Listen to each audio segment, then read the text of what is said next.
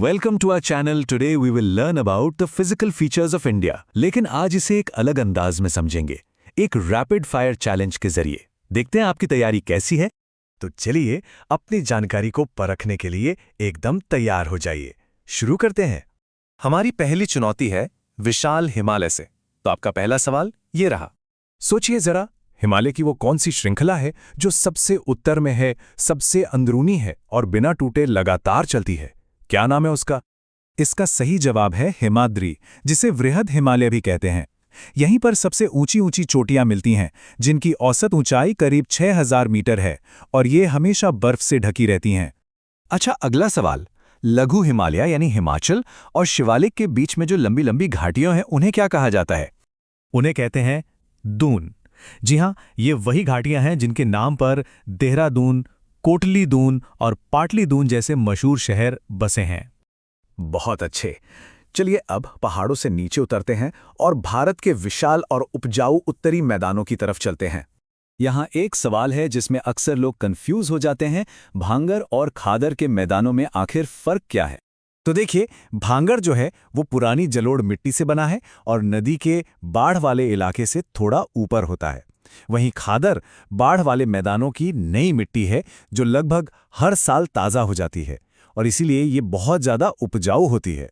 चलिए नदियों से जुड़ा एक और सवाल पूछते हैं।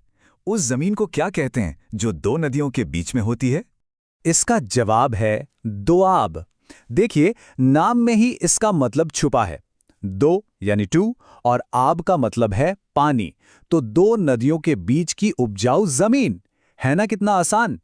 बहुत बढ़िया जा रहे हैं। अब आती है हमारी तीसरी चुनौती, प्रायद्वीपीय पठार।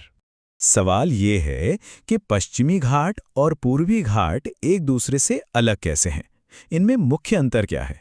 तो देखिए, पश्चिमी घाट एक लगातार चलने वाली श्रृंखला है जो ज्यादा ऊंची भी है और यहाँ पर्वतीय वर्षा होती है। इसकी सबसे ऊंची चोटी अनाईमुड़ी है। दूसरी तरफ पूर्वी घाट टूटे फूटे और अनियमित हैं, इनकी ऊंचाई कम है और इन्हें नदियों ने काट दिया है। इनकी सबसे ऊंची चोटी महेंद्रगिरी है। चलिए अब रुख करते हैं भारत के शुष्क रेगिस्तान और लंबे लंबे तटीय इलाकों की ओर।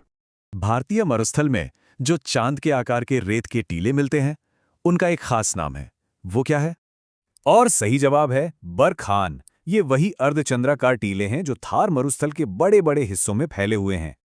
अच्छा, अब बताइए कि पश्चिमी तटीय मैदान को 3 हिस्सों में बांटा गया है। क्या आप उन तीनों के नाम बता सकते हैं?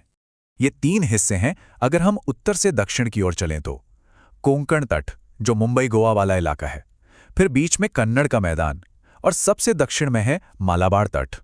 अब हम अपनी इस भौगोलिक यात्रा के बिल्कुल आखिर में पहुंच गए हैं, भारत के 2 प्रमुख द्वीप समूहों पर। लक्षद्वीप द्वीप समूह ये असल में किस छोटी सी चीज से मिलकर बने हैं? और जवाब है कोरल यानी प्रवाल। जी हां, लक्षद्वीप असल में छोटे छोटे प्रवाल भित्तियों से बना एक द्वीप समूह है ना? ये काफी दिलचस्प। तो इसी के साथ हमारी ये रैपिड फायर क्विज पूरी होती है। लेकिन इन सब बातों को जानना इतना जरूरी क्यों है? आइए एक नजर में समझते हैं। देखिए, हर एक भौगोलिक क्षेत्र का देश के लिए अपना एक खास योगदान है। पहाड़ हमें पानी और जंगल देते हैं। उत्तरी मैदान हमारे देश के अन्न भंडार हैं जो सबका पेट भरते हैं। पठार खनिजों का खजाना है जो हमारी इंडस्ट्री के लिए बहुत जरूरी हैं।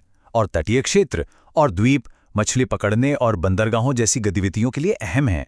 सच तो ये है कि यही विविधता भारत को इतना अनूठा बनाती है। Thank you. Please like, share and subscribe to our channel.